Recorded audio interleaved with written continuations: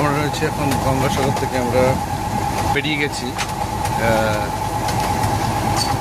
কাকদ্বীপের উদ্দেশ্যে। ওখানে আমাদের গাড়ি রয়েছে, ওই গাড়ি থেকে আমরা বেরিয়ে যাব কলকাতার উদ্দেশ্যে।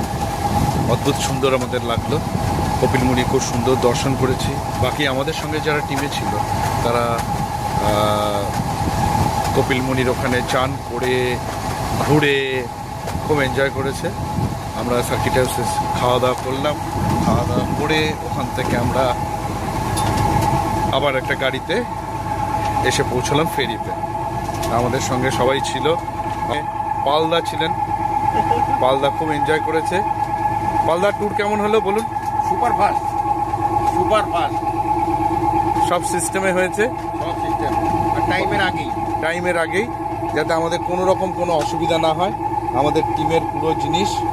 আর পালদা আরেকটা কথা বলুন তো, যে আসার সময় ওয়েদার আর এখন ওয়েদারের মধ্যে কত তফাৎ? আসার সময় তবু একটুখানি ওয়েদার ঠান্ডা ছিল, অনেকটাই ঠান্ডা ছিল।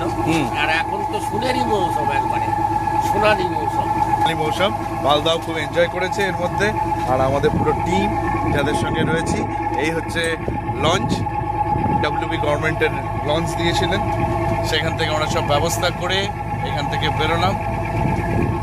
যে গঙ্গাসাগরকে নিয়ে আমরা এত কথা বলি, যে গঙ্গাসাগরের উপরে সব তীর্থ বারবার, গঙ্গাসাগর একবার, এই কথাটা শুনতেই কেমন লাগে, ছোটবেলা থেকে শুনে। সেই গঙ্গাসাগর দর্শন করে এই নিয়ে আমার দুবার হলো ভগবানের আশীর্বাদে।